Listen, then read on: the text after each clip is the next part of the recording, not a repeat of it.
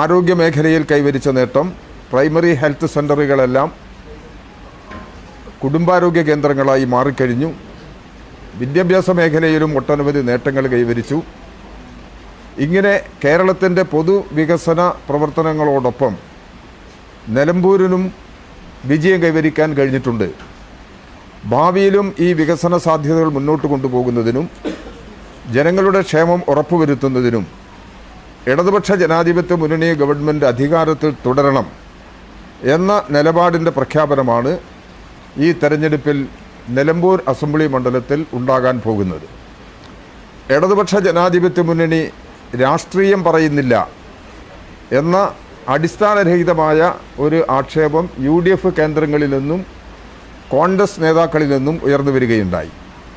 അത് വസ്തുതാവിരുദ്ധമാണ്. ഇടതുപക്ഷ ജനാധിപത്യ മുന്നണി ഇവിടെ കൈകാര്യം ചെയ്യുന്നത് ജനങ്ങളുടെ ജീവിത പ്രശ്നങ്ങളാണ്. ജനങ്ങളുടെ ജീവിത പ്രശ്നങ്ങൾക്ക് പരിഹാരം കാണുന്നതിന് വേണ്ടിയുള്ള ഗവൺമെൻറ് നടപടികളാണ് ജനങ്ങളുടെ മുമ്പിൽ ഫലപ്രദമായി അവതരിപ്പിക്കുന്നത്. ഇവിടെ UDFൻ്റെ നേതൃത്വം സ്വീകരിക്കുന്ന നിഷേധാത്മകമായ ചില നിലപാടുകളുണ്ട്. അത് കൂടുതൽ ശക്തിപ്പെടുത്തുക എന്ന സമീപനമാണ് കോൺഗ്രസിൻ്റെ അഖിലേന്ത്യാ നേതാവ് പ്രിയങ്ക ഗാന്ധി നിലമ്പൂർ മണ്ഡലത്തിൽ വന്ന് നടത്തിയിട്ടുള്ള പ്രസംഗങ്ങൾ.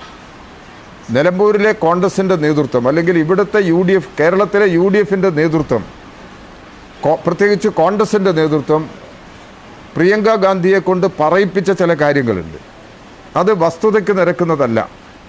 അവരിവിടെ ഉന്നയിച്ചൊരു പ്രശ്നം, പെൻഷൻ കൊടുക്കുന്നത് തെരഞ്ഞെടുപ്പിൻ്റെ ഘട്ടത്തിലല്ല പെൻഷൻ കുടിശ്ശികകൾ കൊടുക്കേണ്ടത്. ആരാണ്, എവിടെയാണ് അങ്ങനെ ചെയ്യുന്നത്? ഇവിടെ പെൻഷൻ പാർലമെൻറ്റ് തെരഞ്ഞെടുപ്പിൻ്റെ കാലത്ത് കേരളത്തിൽ പെൻഷൻ 5 മാസത്തെ കുടിശ്ശിക വന്നു. കേന്ദ്രം കേരളത്തിനെതിരായി ശക്തമായ സാമ്പത്തിക ഉപരോധം തുടർന്നുകൊണ്ടിരിക്കുകയാണ്. അത്തരമൊരു സന്ദർഭത്തിലാണ് ഈ പെൻഷൻ കുടിശ്ശിക വരുന്നത്.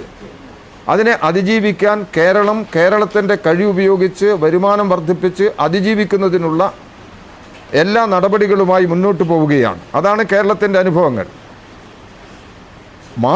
മാസങ്ങൾക്ക് മുമ്പ് കേരള നിയമസഭയിൽ ബഹുമാനപ്പെട്ട മുഖ്യമന്ത്രി നിയമസഭാ ചട്ടങ്ങളുടെ 300-ാം വകുപ്പ് പ്രകാരം, റൂൾ 300 പ്രകാരം ഒരു പ്രഖ്യാപനം നടത്തി. അത് മുഖ്യമന്ത്രിയുടെ ഒരു അവകാശമാണ്. ആ പ്രഖ്യാപനത്തിൽ മുഖ്യമന്ത്രി പ്രസ്താവിച്ചു, 5 മാസത്തെ കുടിശ്ശിക ഇവിടെ ഈ സാമ്പത്തിക വർഷത്തിൽ തന്നെ 5 മാസത്തെ കുടിശ്ശിക ഈ സാമ്പത്തിക വർഷത്തിൽ തന്നെ കൊടുത്തു തീർക്കുന്നതിന് വേണ്ടിയുള്ള നടപടികൾ സ്വീകരിക്കൂ. കുടിശ്ശിക വന്ന എല്ലാ മേഖലകളിലും കുടിശ്ശിക തീർത്തു നൽകുക എന്നുള്ളതാണ് ഗവൺമെൻറ് നൽകുന്ന മുഖ്യമായ പരിഗണന. ആ തീരുമാനത്തിൻ്റെ അടിസ്ഥാനത്തിൽ ഇവിടെ പെൻഷൻ വിതരണം ചെയ്തുകൊണ്ടിരിക്കുകയാണ്. കോവിഡ് മഹാമാരിയുടെ കാലത്താണ് പെൻഷൻ ഓരോ മാസവും കൊടുക്കുക എന്നുള്ള നിലപാടെടുത്തത്. ഓരോ മാസവും പെൻഷൻ കൊടുത്തുകൊണ്ടിരിക്കുന്ന നിലപാട് ഇപ്പോഴും തുടരുകയാണ്. ഇപ്പോൾ കേരളത്തിൽ ഇടതുപക്ഷ ജനാധിപത്യ മുന്നണി ഗവൺമെൻറ് ഓരോ മാസത്തെയും പെൻഷൻ കൃത്യമായി കൊടുത്തുകൊണ്ടിരിക്കുന്നുണ്ട്. അതിനോടൊപ്പം കുടിശ്ശികയും തീർത്തുകൊണ്ടിരിക്കുകയാണ്. ഇനിയിപ്പോൾ 2 മാസം കുടിശ്ശികയുണ്ട്. ഈ സാമ്പത്തിക വർഷം അവസാനിക്കുന്നതിന് മുമ്പ് തന്നെ കുടിശ്ശിക കൊടുക്കും. ഇവിടെ 1980 നായനാർ ഗവൺമെൻറ് കർഷക തൊഴിലാളി പെൻഷൻ പ്രഖ്യാപിച്ചു. 45 രൂപയാണെന്ന് പെൻഷൻ. പിന്നീട് വിവിധ ഘട്ടങ്ങളിലായി പെൻഷനും ക്ഷേമ പദ്ധതികളും കേരളത്തിൽ വിപുലപ്പെട്ടു വന്നു. 2016 പിണറായി ഗവൺമെൻറ് അധികാരത്തിൽ വരുമ്പോൾ പെൻഷൻ 600 രൂപയാണ്. ആ 600 രൂപ തന്നെ 18 മാസം കുടിശ്ശികയാണ്. ഇത് കൊടുത്തു തീർക്കാൻ UDF ഗവൺമെൻറ് തയ്യാറായില്ല. 600 രൂപ പെൻഷനിൽ 100 രൂപ മാത്രമാണ് UDFൻ്റെ പങ്കാളിത്തം.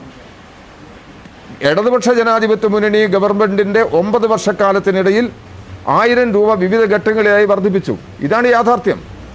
ഇത് ജനങ്ങളുടെ അവകാശം എന്നുള്ള നിലയിൽ ഈ പെൻഷൻ കേരളത്തിലെ ഈ പാവപ്പെട്ട ജനങ്ങൾക്ക് ഏകദേശം 60 ലക്ഷം മുതൽ 62 ലക്ഷം വരെ ആളുകൾ ഈ പെൻഷൻ വാങ്ങുന്നുണ്ട്. ഈ പെൻഷൻ കൃത്യമായി കൊടുത്തു തീർക്കുന്നതിനുള്ള നടപടികളും ഗവൺമെൻറ് സ്വീകരിച്ചു. അത് ജനങ്ങൾക്കുള്ള അവകാശമാണെന്ന് ആവർത്തിച്ച് പ്രഖ്യാപിച്ചത് കേരളത്തിൻ്റെ മുഖ്യമന്ത്രിയാണ്. 1980 പെൻഷൻ വന്നപ്പോൾ കർഷക തൊഴിലാളി പെൻഷൻ പ്രത്യുൽപാദനപരമല്ല എന്ന നിലപാടാണ് കോൺഗ്രസ് സ്വീകരിച്ചത്. ഇപ്പോൾ പെൻഷൻ കൈക്കൂലി എന്നാണ് AICCയുടെ general secretary Shri KC Venugopal ഇവിടെ പറഞ്ഞിട്ടുള്ളത്. അതിൻ്റെ മറ്റൊരു പതിപ്പ് പ്രിയങ്ക ഗാന്ധിയെ കൊണ്ട് അവർ പറയിപ്പിക്കുകയാണ് ചെയ്തത്. ഇലക്ഷൻ കാലത്ത് പെൻഷൻ കൊടുക്കുക എന്നുള്ളത് അതല്ല, അത് ഓരോ ഇതാണ് പെൻഷൻ കൊടുക്കുന്ന കാര്യത്തിൽ കേരളത്തിലെ ഗവൺമെൻറ് UDFൽ നിന്ന് വ്യത്യസ്തമായി കൃത്യമായ നിലപാട് സ്വീകരിച്ചിട്ടുണ്ട്. കഴിയുന്നത്ര വേഗത്തിൽ പെൻഷൻകാരുടെ കയ്യിൽ പണമെത്തിക്കുന്നതിന് വേണ്ടിയുള്ള നിലപാടാണ്. ഇതുമാത്രമല്ല, ഇടതുപക്ഷ ജനാധിപത്യ മുന്നണിയുടെ തെരഞ്ഞെടുപ്പ് മാനിഫെസ്റ്റോവിൽ ഇന്ന് നൽകിക്കൊണ്ടിരിക്കുന്ന സാമൂഹ്യ സുരക്ഷാ പെൻഷൻ വർദ്ധിപ്പിക്കുമെന്നുള്ളൊരു വാഗ്ദാനമുണ്ട്. ആ വാഗ്ദാനം കേരളത്തിൽ നടപ്പിലാക്കുക തന്നെ ചെയ്യും. ഇവിടെ ഒരു പെൻഷനും ബാധകമാകാത്ത, ഒരു പെൻഷനും ലഭിക്കാത്ത വീട്ടമ്മമാർക്ക് പെൻഷൻ നൽകുമെന്നുള്ളതും ഇടതുപക്ഷ ജനാധിപത്യ മുന്നണിയുടെ പ്രഖ്യാപിത നിലപാടാണ്. ആ നിലപാടും കേരളത്തിൽ പ്രാവർത്തികമാക്കുമെന്നുള്ളത് ഇടതുപക്ഷ ജനാധിപത്യ മുന്നണി ആവർത്തിച്ച് ജനങ്ങളുടെ മുമ്പാകെ പറഞ്ഞിട്ടുണ്ട്. ഇതാണ് ഒരു വസ്തുത. മറ്റൊരു വിഷയം, ശ്രീമതി പ്രിയങ്ക ഗാന്ധി ഈ മണ്ഡലത്തിൽ പ്രചരണത്തിൽ വന്ന സമയത്ത് സംസാരിച്ചത്, ഇവിടെ വൈദ്യുതി ആഘാതമേറ്റ ഒരു കുട്ടി മരിച്ചു. അങ്ങേയറ്റം ദുഃഖകരമാണ്. ആ വേദന ഒരു കാലത്തും അവസാനിക്കുന്നതല്ല. പ്രത്യേകിച്ച് അതിൻ്റെ രക്ഷിതാക്കൾക്ക്. ഞങ്ങളെല്ലാം അവിടെ പോയി ആ വീടുകൾ സന്ദർശിച്ചു. അവിടുത്തെ അന്തരീക്ഷം മനസ്സിലാക്കിയിട്ടുള്ളതാണ്. ഒരു കാട് നിറഞ്ഞു കിടക്കുന്ന ഒരു വനം പ്രദേശമാണത്. അവിടെ ഈ കുട്ടി സ്കൂളിൽ പോയി വീട്ടിൽ തിരിച്ചു വന്ന് മീൻ പിടിക്കാൻ പോയതാണ്. വൈകുന്നേരം മീൻ പിടിക്കാൻ പോയതാണ്. ആ മീൻ പിടിക്കാൻ പോയ സമയത്താണ് സന്ധ്യാസമയത്ത് ഷോക്കേൽക്കുന്നത്. ഇരുട്ടി വന്ന സമയമാണ്, നേരം ഇരുട്ടായ സമയമാണ്. ആ സമ്മർദ്ദം ഷോക്കേറ്റു. ആശുപത്രിക്ക് എത്തുമ്പോഴേക്കും ആ കുട്ടി മരണപ്പെട്ടു പോയി. ഇത് അങ്ങേയറ്റം ദുഃഖകരമാണ്, പ്രതിഷേധാർഹമായ നിലപാടാണ്. ഇങ്ങനെയൊരു ദുരന്തം സംഭവിച്ചു കഴിഞ്ഞാൽ അതൊരു അപകട മരണമാണ്. അതങ്ങനെ സംഭവിച്ചു കഴിഞ്ഞാൽ അതിൽ എന്താണ് കാരണമെന്ന് കണ്ടെത്തി ആരെങ്കിലും തെറ്റ് ചെയ്തിട്ടുണ്ടെങ്കിൽ അവരുടെ നടപടികൾ സ്വീകരിക്കുക എന്നുള്ളതാണ് വേണ്ടത്. ആ പ്രശ്നത്തിൽ ആ സംഭവമുണ്ടായ അന്ന് രാത്രി മുതൽ UDF സമരത്തിന് നേതൃത്വം നൽകി. ഇവിടെ ഒരു ജ്യോതികുമാർ ചാമക്കാല എന്നൊരാൾ എപ്പോഴും മാധ്യമങ്ങളുടെ മുമ്പിൽ വരുന്ന ഒരാളുണ്ടല്ലോ, കോൺഗ്രസിൻ്റെ ഒരു വക്താവ്. അദ്ദേഹം ഇവിടെ സംസാരിച്ചത് ഇത് ഗവൺമെൻറ് സ്പോൺസർ ചെയ്ത കൊലപാതകമെന്നാണ്. എത്ര മനുഷ്യത്വരഹിതമാണ് ആ പ്രസ്താവന. അത് UDF നേതൃത്വം ഇതുവരെയും അത് നിഷേധിച്ചിട്ടില്ലല്ലോ. അന്ന് രാത്രി ഇവിടെ CPMൻ്റെ PB അംഗം, ഇവിടെ തെരഞ്ഞെടുപ്പ് പ്രവർത്തനങ്ങൾക്ക് LDFൻ്റെ തെരഞ്ഞെടുപ്പ് പ്രവർത്തനങ്ങൾക്ക് നേതൃത്വം നൽകുന്ന വിജയരാഘവൻ ഇവിടെ നിലമ്പൂർ അങ്ങാടിയിൽ വരുന്ന സന്ദർഭങ്ങളിൽ അദ്ദേഹം സഞ്ചരിച്ച വാഹനം തടഞ്ഞു നിർത്തി. അദ്ദേഹം വാഹനത്തിൽ ഇറങ്ങിച്ചെന്നു. ഇതൊക്കെയാണ് ഇവിടെ സംഭവിച്ചത്. എന്താ ഗവൺമെൻറ് ചെയ്തത്? ഇവിടുത്തെ പോലീസ് എന്താ ചെയ്തത്? ഈ സംഭവത്തിൽ കേസെടുത്തു. ആരാണിതിനെ കാരണക്കാരെന്ന് അന്വേഷിച്ചു. പിറ്റേ ദിവസം രാവിലെ ആകുമ്പോഴേക്ക് പ്രതികളെ അറസ്റ്റ് ചെയ്തു. എത്ര ശക്തമായ നടപടിയാണ്. അതുകൊണ്ട് പിറ്റേ ദിവസം ആസൂത്രണം ചെയ്ത സമരപരിപാടികളുമായിട്ട് അവർക്ക് മുമ്പോട്ട് പോകാൻ കഴിഞ്ഞില്ല. ഈ പ്രശ്നത്തിലാണ് പരാതി നൽകിയിട്ടും നടപടിയെടുത്തില്ല എന്നുള്ളത് പ്രിയങ്ക ഗാന്ധിയെ കൊണ്ട് ഇവിടെയുള്ള കോൺഗ്രസിൻ്റെ നേതൃത്വം പറയിപ്പിച്ചത്. ഇത് ജനങ്ങളോടുള്ള എത്ര അനീതിയാണ്. അവരെ കൊണ്ട് ഈ തെറ്റ് പറയിപ്പിച്ചില്ലേ? ഇത് ശരിയാണോ? അങ്ങനെയാണ് പത്രത്തിലടിച്ചു വന്നത്. ഞാൻ ആ പ്രസംഗം കേട്ടിട്ടില്ല. ഞാൻ മലയാള മനോരമയിൽ അടിച്ചു വന്ന പത്രമാണ് ആ വാർത്തയാണ് ഞാൻ വായിച്ചത്. അതിനകത്ത് പറഞ്ഞിരിക്കുന്നത് ഇങ്ങനെയാണ് അവർ സംസാരിച്ചതായിട്ട് പറഞ്ഞത്. ഇത് അങ്ങേയറ്റം മനുഷ്യത്വ വിരുദ്ധമല്ലേ ഈ നിലപാട്? പിന്നീട് കോൺഗ്രസിൻ്റെ പല നേതാക്കന്മാർ പ്രതികരിക്കാൻ തുടങ്ങി. ഈ മരണത്തെ രാഷ്ട്രീയമായിട്ട് ഉപയോഗിക്കുന്ന, ഒരു കുട്ടിയുടെ മരണത്തെ രാഷ്ട്രീയമായിട്ട് ഉപയോഗിക്കുന്നത് ശരിയല്ല എന്ന് കോൺഗ്രസിലെ ചില നേതാക്കന്മാർക്ക് പറയേണ്ടി വന്നു. ഇത് പ്രിയങ്ക ഗാന്ധിയെ കൊണ്ട് ഇവിടെ പറയിപ്പിച്ചു. ഒരു അന്വേഷണം പരാതി കൊടുത്തു, നടപടിയെടുത്തു. ഇതിന് കാരണക്കാരായ പ്രതികൾ അവരിപ്പോൾ ജയിലിനകത്ത് കഴിയാണ്. ഇതാണ് യാഥാർത്ഥ്യം. മറ്റൊരു പ്രധാനപ്പെട്ട പ്രശ്നം ഇവിടെ പറഞ്ഞത് വന്യജീവി പ്രശ്നമാണ്. വന്യജീവി പ്രശ്നത്തിൻ്റെ യാഥാർത്ഥ്യം എന്താ? ഇന്ന് കേന്ദ്രത്തിൽ നിലനിൽക്കുന്ന ഒരു നിയമമുണ്ട്. ആ നിയമം കോൺഗ്രസ് ഉണ്ടാക്കിയ നിയമമാണ്. ആ നിയമത്തിൽ ഈ വന്യജീവികൾ വനത്തിന് പുറത്തു വന്നു കഴിഞ്ഞാൽ വന്യജീവികളെ ഒരു തരത്തിലും ശല്യം ചെയ്യാൻ പാടില്ല, അതിനെ കൊല്ലാൻ പാടില്ല എന്ന നിലപാട് വ്യക്തമാക്കുന്നതാണ് നിലവിലുള്ള നിയമം. ഇവിടെ വന്യജീവികൾ ജനങ്ങളുടെ കൊന്നു തിന്നുന്ന കടുവയെപ്പോലുള്ള വന്യജീവികൾ ഇവിടെ പുറത്തു വരുമ്പോൾ അവരെ നേരിടാൻ എന്താ വഴി? മനുഷ്യൻ്റെ സംരക്ഷണം എന്താ വഴി? ഈ പ്രശ്നത്തിൽ കേരളത്തിലെ ഗവൺമെൻറ് പറഞ്ഞത് നിയമ ഭേദഗതി വരുത്തണം. ഇങ്ങനെ പുറത്തു വരുന്ന വന്യജീവികളെ, ജനങ്ങൾക്ക് ഉപദ്രവകാരികളായ വന്യമൃഗങ്ങളെ വെടിവെക്കുന്നതിന് വേണ്ടിയുള്ള സ്വാതന്ത്ര്യം വേണം. അത് സ്റ്റേറ്റിന് മാത്രം ചെയ്യാൻ കഴിയുന്ന കാര്യമല്ല, കേന്ദ്രത്തിന് അനുവാദം വേണം. അതിനനുസരിച്ച് നിലവിലുള്ള നിയമത്തിൽ മാറ്റം വരുത്തണം. കോൺഗ്രസ്സാണ് നിയമമുണ്ടാക്കിയതെങ്കിലും ആ നിയമം ഇന്ന് BJP ഗവൺമെൻറ് കർശനമായി വനസംരക്ഷണവുമായി ബന്ധപ്പെട്ടുകൊണ്ട് നടപ്പിലാക്കുകയാണ്.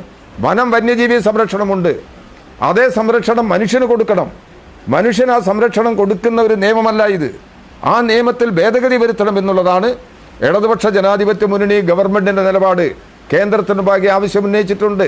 ഈ പ്രശ്നത്തിൽ ഇവിടെ ദുഃഖകരമായ ചില സംഭവങ്ങൾ ഉണ്ടായിട്ടുണ്ട്. അതിന് കേരളത്തിലെ ഗവൺമെൻറ്റാണ് ഉത്തരവാദി. ഈ നിയമങ്ങളിൽ മാറ്റം വരുത്തണം, നടപടികൾ സ്വീകരിക്കണം. സംസ്ഥാന ഗവൺമെൻറ് ഇത്തരം നടപടികൾ സ്വീകരിക്കുന്നതിന് സന്നദ്ധമാണ്. അതിന് സഹായകരമായ നിലപാടാണ് നമ്മൾ ഈ കാര്യത്തിൽ സ്വീകരിക്കേണ്ടത്. പലപ്പോഴും ഇത് സംബന്ധിച്ച നിലപാട് മുഖ്യമന്ത്രി വ്യക്തമാക്കിയിട്ടുണ്ട്.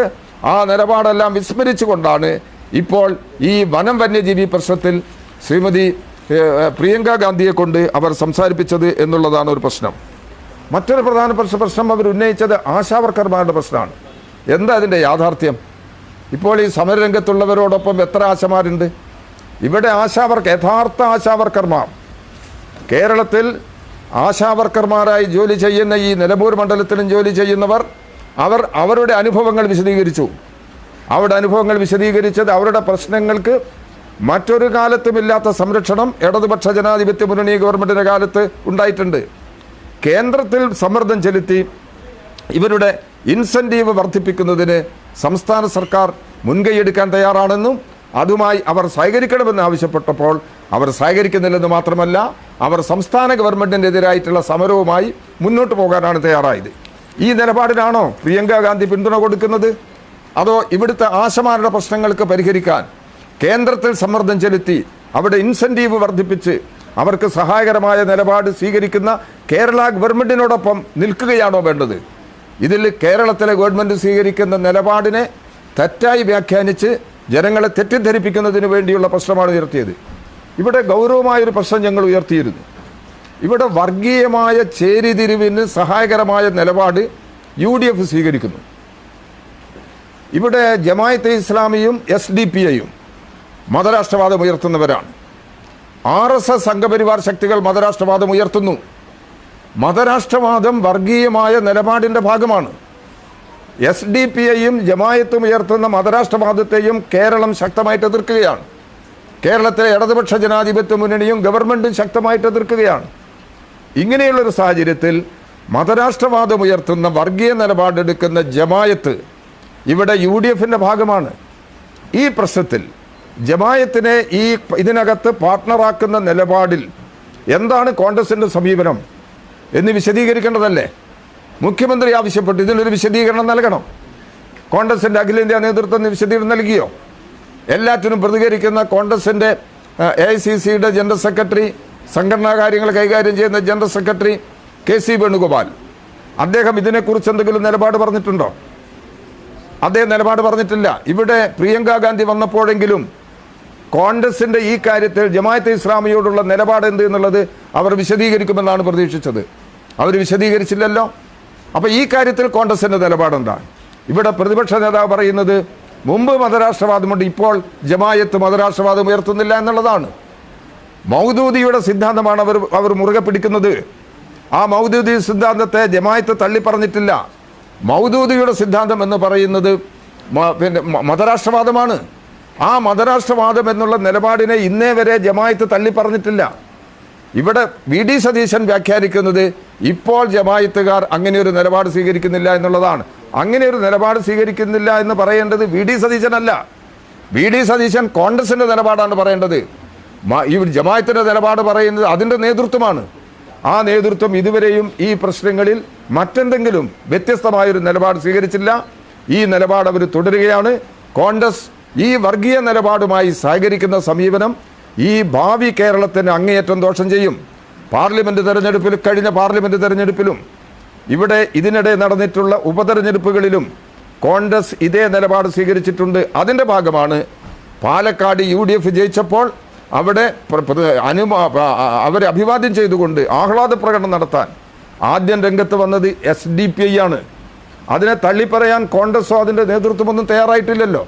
അപ്പം നിലമ്പൂർ അസംബ്ലി മണ്ഡലത്തിൽ തെരഞ്ഞെടുപ്പ് നടക്കുമ്പോൾ ജമാഅത്ത് ഇസ്ലാമിയുമായി ഉണ്ടാക്കിയിട്ടുള്ള ഈ കൂട്ടുകെട്ട് ഇവിടെ മതനിരപേക്ഷ മൂല്യങ്ങൾ സംരക്ഷിക്കാനുള്ള ജനങ്ങളുടെ മനസ്സിനെ എതിർക്കുന്നതാണ്.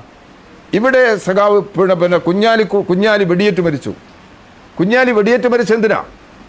കുഞ്ഞാലിയെ വെടിവെച്ച് വന്നത് എന്തിനാണ്? ഇവിടെ ഭൂരഹിതരായ കുടുംബങ്ങളുടെ താല്പര്യങ്ങൾ സംരക്ഷിക്കുന്നതിന് വേണ്ടിയുള്ള നിരന്തരമായ പോരാട്ടം, തോട്ടം തൊഴിലാളിയുടെ അവകാശങ്ങൾ സംരക്ഷിക്കുന്നതിന് വേണ്ടിയുള്ള പോരാട്ടം, ഇവിടെ 59 ഇവിടെ നേരത്തെ കർഷക ബന്ധ നിയമം വന്ന സമയത്ത്, ഭൂപരിഷ്കരണ ഭേദഗതി നിയമം വന്ന സമയത്ത് ഇതിനെല്ലാം എതിരായി നിൽക്കുന്ന ഒരു വിഭാഗമുണ്ട്. ആ വിഭാഗങ്ങളെല്ലാം അന്ന് കുഞ്ഞാലിക്കെതിരായിരുന്നു. അതിൻ്റെ നേതൃത്വത്തിൽ കോൺഗ്രസ്സാണ് ഉണ്ടായിരുന്നത്. അതുകൊണ്ട് കോൺഗ്രസ്സാണ് കുഞ്ഞാലിയെ കൊല ചെയ്യുന്നതിന് വേണ്ടിയുള്ള നിലപാടെടുത്തതെന്നുള്ളത് നേരത്തെ തന്നെ വ്യക്തമാക്കപ്പെട്ടിട്ടുള്ളതാണ്. അതുകൊണ്ട് ഇവിടെ ജനങ്ങളുടെ അവകാശങ്ങൾ സംരക്ഷിക്കുന്നതിന് വേണ്ടി ഓരോ കാലഘട്ടത്തിലും ഇടതുപക്ഷ ജനാധിപത്യ മുന്നണിയും CPM സ്വീകരിച്ച നിലപാട് ജനങ്ങളുടെ മുമ്പിലുണ്ട്. ഈ രാഷ്ട്രീയമാണ് ഈ തെരഞ്ഞെടുപ്പിൽ ഞങ്ങൾ കൈകാര്യം ചെയ്യുന്നത്. അങ്ങനെ തെരഞ്ഞെടുപ്പിൽ കൈകാര്യം ചെയ്യുന്ന രാഷ്ട്രീയ നിലപാടുകളിൽ നിന്ന് ജനങ്ങളെ ശ്രദ്ധ തിരിച്ചുവിടുന്നതിന് വേണ്ടി വസ്തുതാവിരുദ്ധമായ നിയമവിരുദ്ധമായ നിലപാടുകൾ ജനങ്ങളുടെ മുമ്പിൽ അവതരിപ്പിച്ച് ജനങ്ങളെ തെറ്റിദ്ധരിപ്പിക്കാൻ കഴിയുമെന്നാണ്, അങ്ങനെ വോട്ട് സമ്പാദിക്കാൻ കഴിയുമെന്നാണ് വിശ്വസിക്കുന്നത്. അത് വോട്ട് സമ്പാദിക്കാൻ കഴിയില്ലെന്ന് മാത്രമല്ല, ഈ രാഷ്ട്രീയ നിലപാടിന് കനത്ത തിരിച്ചടി നിലമ്പൂരിലെ ജനങ്ങൾ നൽകാൻ പോകുന്നു. ആ വിജയമാണ് 23-ാം തീയതി വോട്ടെന്ന സമയത്ത് നിലമ്പൂരിലെ ജനങ്ങൾ പ്രകടിപ്പിക്കാൻ പോകുന്നത്. അതുകൊണ്ട് ഈ സാഹചര്യങ്ങളെല്ലാം, ഈ കാര്യങ്ങളെല്ലാം വിശകലനം ചെയ്തുകൊണ്ട് ഇവിടെ ഞങ്ങൾക്ക് വീണ്ടും ആവർത്തിച്ച് വ്യക്തമാക്കാനുള്ളത്, ഈ നിലമ്പൂർ മണ്ഡലത്തിൽ നടക്കുന്ന ഈ ഉപതെരഞ്ഞെടുപ്പിൽ അഡ്വക്കേറ്റ് M സ്വരാജ് അദ്ദേഹം വൻ വോട്ടിൻ്റെ ഭൂരിപക്ഷത്തിന് വിജയിക്കുമെന്നുള്ളതാണ്. ഇന്നലെ ഈ മണ്ഡലത്തിൽ ഇടതുപക്ഷ ജനാധിപത്യ മുന്നണിയുടെ പ്രത്യേക പരിപാടി ഈ തെരഞ്ഞെടുപ്പിൻ്റെ ഘട്ടത്തിലും നടക്കുകയുണ്ടായി. ആ പ്രത്യേക പരിപാടി വർഗീയതയ്ക്കെതിരായിട്ടുള്ള ഒരു ജനകീയ കൂട്ടായ്മയാണ്. നിലമ്പൂർ അസംബ്ലി മണ്ഡലത്തിൽ 46 കേന്ദ്രങ്ങളിൽ ഈ ജനകീയ കൂട്ടായ്മ നടന്നു. ഇതിനകത്ത് ആയിരക്കണക്കിന് ആളുകൾ പങ്കെടുത്തിട്ടുണ്ട്. അതിനകത്ത് ഉയർത്തിപ്പിടിച്ച സന്ദേശം വർഗീയതയ്ക്കെതിരാണ്. വർഗീയതയ്ക്കെതിരായി ചിന്തിക്കുന്ന മുഴുവൻ ജനവിഭാഗങ്ങളെയും കൊണ്ടുവരാനാണ് ശ്രമിച്ചത്. ആ നിലയിൽ ഇന്നലെ കോരിച്ചെറിയുന്ന മഴയുണ്ടായിട്ട് പോലും ആ പരിപാടി വൻ വിജയമായി തീർന്നു. പരിപാടി ഈ മണ്ഡലത്തിലെ ജനങ്ങളുടെ വർഗീയതയുള്ള നിലപാട് പ്രകടമാകുന്ന നിലയിലാണ് ആ പരിപാടികളെല്ലാം നടന്നിട്ടുള്ളത്. അപ്പോൾ വർഗീയതയ്ക്കെതിരായി ജനങ്ങളെ ഉറപ്പിച്ചു നിർത്താൻ സഹായകരമായ എല്ലാ നടപടികളും സ്വീകരിക്കുന്നുണ്ട്. ഇവിടെ ഇന്ത്യൻ യൂണിയൻ മുസ്ലിം ലീഗിൻ്റെ നേതൃത്വവും ഇത്തരം കാര്യങ്ങളെല്ലാം പ്രതികരിക്കുന്ന ഒരാൾ കുഞ്ഞാലിക്കുട്ടി സാഹിബാണല്ലോ. എന്താ ഈ കാര്യത്തിൽ ജമാഅത്തെ ഇസ്ലാമിയെ UDFൻ്റെ പക്ഷത്ത് കൊണ്ടുവരുന്നതിനെ കുറിച്ചുള്ള ഇന്ത്യൻ യൂണിയൻ മുസ്ലിം ലീഗിൻ്റെ നിലപാടെന്താ? ആ നിലപാട് അവർ പറയണം. ഇവിടെ അവരെല്ലാം ഒന്നിച്ചു ഉയർത്തുന്ന ഒരു മുദ്രാവാക്യം, ഇവിടെ കേരളത്തിൽ നഷ്ടപ്പെട്ടു പോയ ഭരണം തിരിച്ചു പിടിക്കണം. അതിന് ഇടതുപക്ഷ ജനാധിപത്യ മുന്നണിയെ പരാജയപ്പെടുത്തണം. അപ്പോൾ അധികാരത്തിന് വേണ്ടിയുള്ള ഒരു ത്വരയാണ് അവർ പ്രകടിപ്പിച്ചുകൊണ്ടിരിക്കുന്നത്. ഇത് തിരിച്ചറിയാൻ ജനങ്ങൾക്ക് കഴിയും എന്നുള്ളതാണ്. ഇവിടെ UDFും അതിൻ്റെ രാഷ്ട്രീയ നേതൃത്വവും സ്വീകരിക്കുന്ന നിലപാട് നിലമ്പൂരിലെ ജനങ്ങൾക്ക് കൃത്യമായിട്ട് അറിയാം.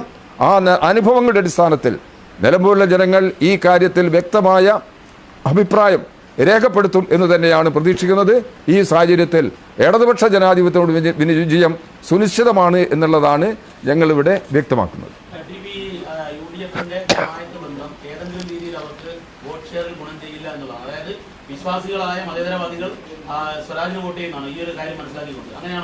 തീർച്ചയായിട്ടും ഇവിടെ ഇപ്പം സ്വരാജ് സ്ഥാനാർത്ഥിയായി വന്നതിന് ശേഷം സ്വരാജ് പര്യടനം നടത്തുന്ന സന്ദർഭങ്ങളിലെല്ലാം ഇടതുപക്ഷ ജനാധിപത്യ മുന്നണിയുടെ ഭാഗത്ത് നിൽക്കുന്ന ജനങ്ങൾ മാത്രമല്ല, അതല്ലാത്തൊരു ജനവിഭാഗം ഈ സ്വരാജിനെ കാണുന്നതിനും പിന്തുണ പ്രഖ്യാപിക്കുന്നതിനും അതല്ലാത്തൊരു ജനവിഭാഗം പങ്കെടുക്കുന്നുണ്ട്.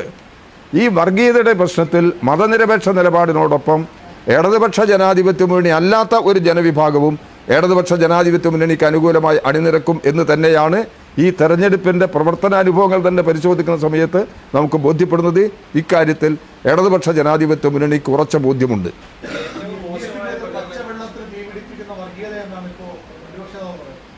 എങ്ങനെ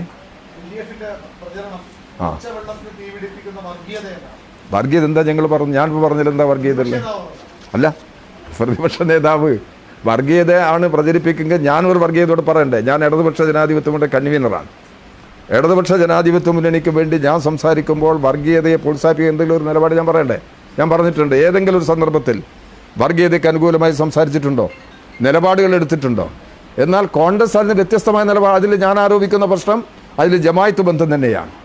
ആ ജമായത്ത് ബന്ധത്തിൻ്റെ അടിസ്ഥാനത്തിൽ അവർ വർഗീയതയെ പ്രോത്സാഹിപ്പിക്കുന്ന നിലപാട് പ്രകടമായി സ്വീകരിച്ചിരിക്കുന്നു. അതല്ലേ യാഥാർത്ഥ്യം? അപ്പോൾ അതാണ് യാഥാർത്ഥ്യം. അതല്ലാതെ അതിൻ്റെ കുറ്റം ഇടതുപക്ഷ ജനാധിപത്യങ്ങളുടെ മേലെ ചാരുന്നതിൽ യാതൊരു അടിസ്ഥാനവുമില്ല. അത് അവർ സാധാരണ സ്വീകരിക്കുന്ന വസ്തുതാവിരുദ്ധമായ പ്രചാരവേലയുടെ ഭാഗമായിട്ട് മാത്രമേ അതിനെ കാണേണ്ടതുള്ളൂ.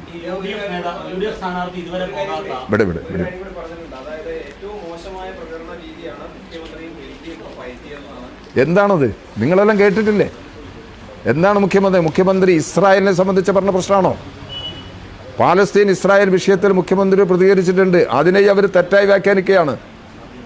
പാലസ്തീൻ പ്രശ്നത്തിൽ നെഹ്റു ഗവൺമെൻറ്റിൻ്റെ കാലത്ത് തുടർന്ന് വന്ന നിലപാട് ഈ ഗവൺമെൻറ് തുടരുന്നില്ല എന്നുള്ളതാണ് മുഖ്യമന്ത്രി പറഞ്ഞത്. മാത്രമല്ല, ഇവിടെ വളരെ ശക്തമായ കടന്നാക്രമണം പാലസ്തീൻ ജനതയ്ക്കെതിരായി ഇസ്രായേൽ നടത്തിയ സന്ദർഭങ്ങളിൽ ഇസ്രായേലിനെ തുറന്നെതിർക്കാൻ, ആ ഘട്ടത്തിൽ തുറന്നെതിർക്കാൻ കോൺഗ്രസ് തയ്യാറായില്ല. കുഞ്ഞാലിക്കുട്ടിയുടെ വ്യാഖ്യാനം എന്താ? പഴയ കോൺഗ്രസ് ഭരണകാലത്ത് ചെയ്ത കാര്യങ്ങളാണ്. ആ ഭരണകാലം ചെയ്ത കാര്യങ്ങളെക്കുറിച്ച് ആർക്ക് അഭിപ്രായ വ്യത്യാസം? മുഖ്യമന്ത്രി അഭിപ്രായ വ്യത്യാസം പറഞ്ഞിട്ടില്ല, ഞങ്ങൾ ആരും അഭിപ്രായ വ്യത്യാസം പറഞ്ഞില്ല. അന്ന് നെഹ്റുവിൻ്റെ കാലത്ത് തുടങ്ങിയിട്ടുള്ള നിലപാട് ഇപ്പോഴത്തെ കോൺഗ്രസ് തുടരുന്നില്ല എന്നുള്ളതാണ് ഞങ്ങളിവിടെ പറഞ്ഞിട്ടുള്ള അഭിപ്രായം.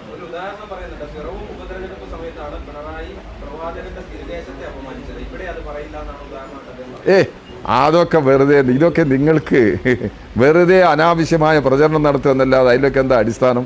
അതിലൊന്നും അടിസ്ഥാനരഹിതമായിട്ടുള്ള പ്രശ്നങ്ങൾ ഇങ്ങനെ ഉന്നയിച്ചുകൊണ്ടിരിക്കുക. ഇങ്ങനെ ഓരോ ഘട്ടത്തിലും പരാമർശിക്കുമ്പോൾ അതിൻ്റെ ന്യായം എന്താണുള്ളത്? ആ ഘട്ടത്തിൽ തന്നെ ചർച്ച ചെയ്യപ്പെട്ടതല്ലേ? മീഡിയസ് തന്നെ ചർച്ച ചെയ്യപ്പെട്ട വിഷയങ്ങളല്ലേ? അപ്പോൾ അതെല്ലാം ആവർത്തിച്ചിട്ട് ഇങ്ങനെ പ്രശ്നങ്ങളെ വഴിതിരിച്ചു വിടുന്നതിന് വേണ്ടിയുള്ള നിലപാടാണ് സ്വീകരിക്കുന്നത്. അതിൽ ജനങ്ങൾ വീഴില്ല എന്നാണ് എൻ്റെ അഭിപ്രായം.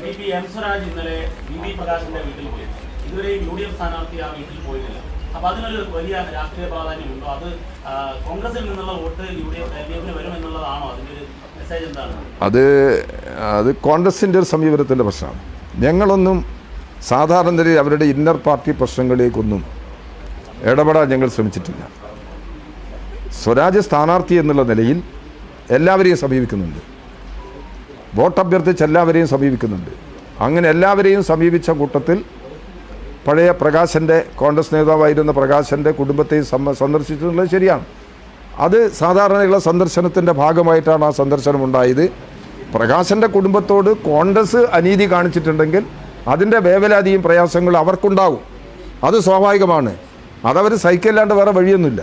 ഇതാണ് ആ കാര്യത്തിൽ എനിക്ക് പറയാനുള്ളത്. ഓ ആ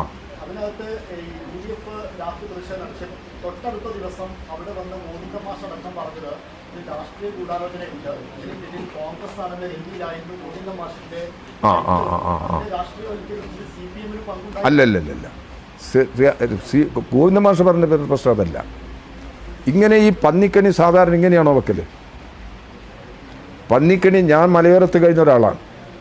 പന്നിക്കണി വെക്കുക എന്ന് പറഞ്ഞു കഴിഞ്ഞാൽ സാധാരണ അതിൻ്റെ ഭാഗം മറ്റാർക്കും ഷോക്കേൽക്കാനോ അപകടം വരാനോ പാടില്ല. ആ കരുതലോടുകൂടിയാണ് പന്നിക്കണി വെക്കുക. ഇത് പന്നിക്കണി വെച്ച ഒരു സാധാരണ കൃഷിക്കാരനല്ല. പന്നി മാംസം മാർക്കറ്റിൽ വിൽപ്പന നടത്തുന്ന ഒരു കച്ചവടക്കാരനാണ് ഈ കെണി വച്ചിരിക്കുന്നത്. ആ കെണി ഇത് ഇവിടെ വന്നു കഴിഞ്ഞാൽ ഷോക്കേൽക്കുക എന്നുള്ള ഗൂഢലക്ഷ്യം അയാൾക്കുണ്ടോ എന്നിപ്പോൾ പറയാൻ കഴിയില്ല. അത് പരിശോധിച്ചെങ്കിലേ പറയാനുള്ളൂ. പക്ഷേ ഇതിൻ്റെ അനുഭവങ്ങൾ പരിശോധിച്ചാൽ അങ്ങനെ കാണാൻ കഴിയും. ഇതിനകത്ത് പ്രതിയായി വന്നത് ഈ കെണി വെച്ചതൊരു കോൺഗ്രസിൻ്റെ പ്രവർത്തകനാണ്. അതുകൊണ്ട് ഇതിനകത്ത് വേറെ വല്ല ഗൂഢാലോചനയും നടന്നിട്ടുണ്ടോ? ചാമക്കാലയുടെ പ്രസ്താവന നിങ്ങൾ ശ്രദ്ധിച്ചില്ലേ? ഇത് ഒരു ഗവൺമെൻറ് സ്പോൺസർ ചെയ്ത കൊലപാതകമാണ്. അവിടെ ഈ കെണി വെക്കുന്ന ഒരു കോൺഗ്രസ് പ്രവർത്തകൻ, ഇവിടെ ചാമക്കാല, അവിടെ ആൾ മരിച്ച സമയത്ത് ചാമക്കാലയുടെ ഈ സ്റ്റേറ്റ്മെൻറ്റ്, ഇത് രണ്ടും തമ്മിൽ ബന്ധമല്ലേ? അതുകൊണ്ട് പോലീസ് പൂർണ്ണമായിട്ട് അല്ല, പോലീസ് എങ്ങനെയാണ് ചാമക്കാല പറഞ്ഞത്? ഈ കെണിവെച്ച ആള് പറഞ്ഞെന്താ? കെണിവെച്ച ആള് ചെയ്ത കാര്യം എന്താ? അയാൾ ആരാണ് കെണിവെച്ച ആള്? കോൺഗ്രസ് അല്ലേ? കോൺഗ്രസിൻ്റെ പ്രവർത്തകനല്ലേ? ഇങ്ങനെയുള്ള ബന്ധത്തിൽ നിന്നാണ് അങ്ങനെയുള്ള പ്രതികരണം നടത്തി. ഇതിൻ്റെ മേലെ ഗൂഢാലോചന ഉണ്ടോ എന്ന് പരിശോധിക്കണമെന്നാ. ഗൂഢാലോചന നടന്നിട്ടുണ്ടെന്നല്ല, ഗൂഢാലോചനയുണ്ടോ എന്നുള്ളത് പരിശോധിക്കണം. ആ പരിശോധന പോലീസിൻ്റെ അന്വേഷണ ഉദ്യോഗസ്ഥന്മാരുടെ ചുമതലയാണ്. അതവർ പരിശോധിക്കട്ടെ, നമ്മളതിൽ ഇടപെടുന്നൊന്നുമില്ല. ഇതാണ് അതിൻ്റെ യാഥാർത്ഥ്യം. അതാണ് അതിൻ്റെ ചാർജ് ഗോവിന്ദ മാഷ് തലയെ ചുമത്താൻ പാടില്ല. താങ്കൾ അങ്ങനെ പറഞ്ഞതുകൊണ്ടാണ് ഇങ്ങനെ ആരോപണം ഉന്നയിക്കുന്നതിന് കാരണം. ചാമക്കാൽ ഇവിടെ വിജയരാഘവനെതിരെ ഇവനെ തടയാൻ നേതൃത്വം കൊടുക്കുന്നു. അദ്ദേഹം മാധ്യമങ്ങളോട് സംസാരിക്കുന്നു, ഇത് ഗവൺമെൻറ് സ്പോൺസർ ചെയ്ത കൊലപാതകമാണ് എന്നുള്ളത്. അവിടെ കെടിവെക്കുന്നത് കോൺഗ്രസിൻ്റെ പ്രവർത്തകനാണ്. കെടിവെച്ചത് തന്നെ വേറെ ആളുകൾക്ക് ഷോക്കേൽക്കാവുന്ന നിലയിലാണ് വെച്ചത്. ഇതെല്ലാം ചേർന്ന് വന്നപ്പോൾ ഈ അഭിപ്രായങ്ങളെല്ലാം വെച്ച് കണ്ട സമയം ഇത് പരിശോധിക്കണമെന്നാണ് ഗോവിന്ദ മാഷ് പറഞ്ഞിട്ടുള്ളത്. ഞങ്ങൾ പറഞ്ഞല്ലോ ഇത് അന്വേഷിക്കാനല്ലേ ഞങ്ങൾ ആവശ്യപ്പെട്ടത് അന്വേഷിക്കണമെന്നാണ്. പോലീസിൻ്റെ ജാഗ്രതയായ അന്വേഷണത്തിൻ്റെ ഭാഗമായിട്ടല്ലേ ഈ പ്രതികളെ ഇത്രയും വേഗം പിറ്റേന്ന് നേരം പടുമ്പോഴേക്ക് കണ്ടുപിടിച്ചത്, അറസ്റ്റ് ചെയ്ത്. അവരിപ്പം ജയിലിനകത്ത് കഴിയല്ലേ? ഇതല്ലേ യാഥാർത്ഥ്യം. അതിൻ്റെ ആ ജാഗ്രതയോടുകൂടി നിലപാടെടുത്തന്നെ എല്ലാവരും പോലീസിനെ അഭിനന്ദിക്കേണ്ടതാണ് യഥാർത്ഥത്തിൽ. അതാണ് യഥാർത്ഥത്തിൽ വേണ്ടത്.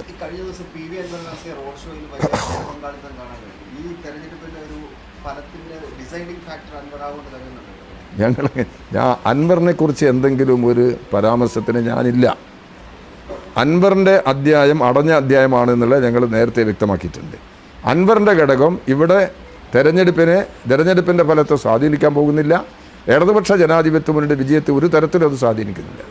അതൊരു പ്രത്യേക അൻവർ ഘടകമില്ല എന്നാണ് ഞങ്ങളാദ്യം പറഞ്ഞത്. ഇതൊക്കെ എങ്ങനെയാണ് ഇതെല്ലാം സംഭവിക്കുന്നത്? അൻവർ തന്നെ ഒരു ഘട്ടത്തിൽ നിങ്ങളോടെല്ലാം പറഞ്ഞില്ലേ, ഇത് സോഷ്യൽ മീഡിയയിലോ മാധ്യമങ്ങളോട് പറഞ്ഞു, അത് ഈ ഷർട്ടില്ല, ഷർട്ട് വാങ്ങാൻ പൈസ ഇല്ലെന്നാണ് പറഞ്ഞത്. അലക്കാൻ പോലും പൈസ ഇല്ലാന്ന്. അതുകൊണ്ട് ഇട്ട ഷർട്ട് തേച്ചിട്ട് ഇട്ട് വന്നിരിക്കാമെന്നാണ് പറഞ്ഞത്. അങ്ങനെ പറഞ്ഞ് അൻവറിൻ്റെ ഇലക്ഷൻ പ്രവർത്തനത്തിൻ്റെ നില നിങ്ങളൊക്കെ കാണുന്നില്ലേ? അങ്ങനത്തെ ഒരു അൻവറിൻ്റെ ഇലക്ഷൻ പ്രവർത്തനമാണോ ഇവിടെ നടക്കുന്നത്? അപ്പം അതുകൊണ്ട് അത് വേറെ രീതിയിൽ അതിനെടുക്കേണ്ടതിൽ അൻവർ ഇടതുപക്ഷ ജനാധിപത്യത്തിൻ്റെ വിജയത്തെ ഒരു തരത്തിലും ബാധിക്കാൻ പോകുന്നില്ല.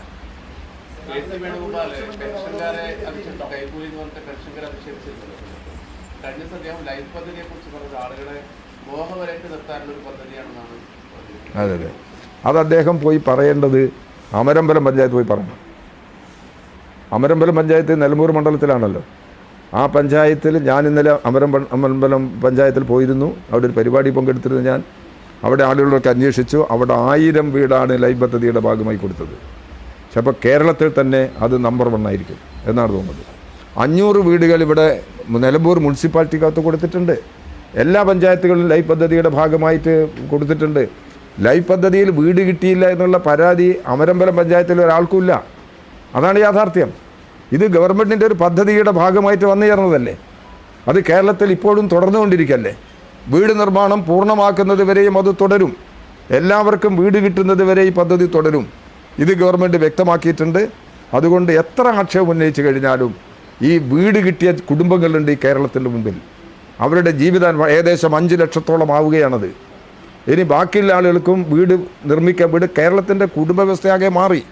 പഴയ രീതിയല്ല. അണുകുടുംബ വ്യവസ്ഥയിലേക്ക് വന്ന സമയത്ത് ഒരു കുടുംബത്തിൽ തന്നെ 1ഉം 2ഉം കുടുംബങ്ങൾക്ക് വീട് ആവശ്യമായി വരികയാണ്. അത്തരം പ്രശ്നങ്ങളെല്ലാം ഇതിനകത്ത് വരുന്നുണ്ട്. കേരളത്തിൽ സ്വന്തമായി വീടില്ലാത്ത ഒരു കുടുംബം പോലും ഉണ്ടാകില്ല എന്ന നിലപാട് ഗവൺമെൻറ് വ്യക്തമാക്കിയിട്ടുണ്ട്. അത് പ്രാവർത്തികമാക്കുന്നത് സമയമെടുത്തു കഴിഞ്ഞാലും ഇത് പ്രാവർത്തികമാക്കും. കേരളത്തിൽ ഇപ്പോൾ പട്ടിണിയില്ലല്ലോ. അത് കേരളം കൈവരിച്ചൊരു സാമൂഹ്യ നേട്ടത്തിൻ്റെ ഭാഗമല്ലേ. എന്നാൽ അതിദരിദ്രരുണ്ട് കേരളത്തിൽ. അത് പരിശോധന നടത്തി 64,006 കുടുംബങ്ങൾ അതിദരിദ്രരാണെന്ന് കണ്ടെത്തി. അത് നവംബർ 1-ാം തീയതി ആകുമ്പോഴേക്ക് അത് പൂർണ്ണമായിട്ടും അതിന് പരിഹാരമാവുകയാണ്. എന്നാലും ദാരിദ്ര്യം ഒഴിവാകുമോ? എന്നാലും ദാരിദ്ര്യത്തിന് പൂർണ്ണത വരില്ല. ആ ദാരിദ്ര്യം പൂർണ്ണമായും തുടച്ചു നിൽക്കുന്നതിന് തൊഴിലില്ലായ്മയ്ക്ക് പരിഹാരമുണ്ടാവണം, വരുമാന മാർഗമുണ്ടാവണം. ആ ലക്ഷ്യം വെച്ചുകൊണ്ടുള്ള പ്രവർത്തന പദ്ധതികളാണ് കേരള ഗവൺമെൻറ് ആവിഷ്കരിച്ച് മുമ്പോട്ട് പോകുന്നത്. അല്ല, അത് ജനങ്ങളുടെ ഒരു അവകാശത്തിൽപ്പെട്ടതാണ്.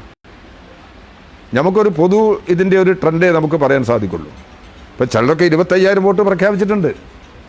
UDF തന്നെയുള്ള ഒരാൾ, ലീഗിൻ്റെ ഒരു നേതാവ് 25,000 വോട്ട് ലീഡ് പ്രഖ്യാപിച്ചിട്ടുണ്ട് UDFന്. അതായിക്കോട്ടെ. അല്ല, ഞാനിപ്പോൾ ഞങ്ങളാരും അവിടെയും ലീഡൊന്നും പറഞ്ഞിട്ടില്ല, ഒരു കാര്യവും പറഞ്ഞിട്ടില്ല. അത് ജനങ്ങളുടെ ഒരു അവകാശപ്പെട്ടതാണ്. അവകാശം ജനങ്ങൾ വിനിയോഗിക്കട്ടെ, അപ്പോൾ നമുക്ക് പറയാം. എന്തായാലും ഇടതുപക്ഷ ജനാധിപത്യ മുന്നണി വിജയമുറപ്പിക്കും, ഭൂരിപക്ഷം വൻതോതിൽ വർദ്ധിക്കും എന്നുള്ള നിലയിൽ തന്നെയാണ് ഇപ്പോഴുള്ള അനുഭവങ്ങൾ നോക്കുന്നത്. ഇവരുടെ ഈ നിലപാടിനോട് UDF-ൽ തന്നെ പെട്ടിട്ടുള്ള ഒരു വലിയ വിഭാഗം ആളുകൾ യോജിക്കുന്നില്ല. ഈ പറയുന്ന പരിഹാസത്തിനും ധിക്കാരത്തിനും എല്ലാം UDF-നകത്തുള്ള മുഴുവൻ ആളുകളും അംഗീകരിക്കുന്നില്ല. അത് ജനങ്ങളുടെ ഒരു പൊതു പ്രതികരണമാണ്. അത് ഈ തെരഞ്ഞെടുപ്പിൽ പ്രതിഫലിക്കും എന്ന് തന്നെയാണ് ഞങ്ങൾ കാണുന്നത്.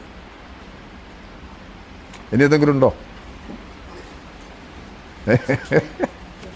ശരി, എന്നെ അവസാനിപ്പിക്കല്ലേ? ഓക്കെ.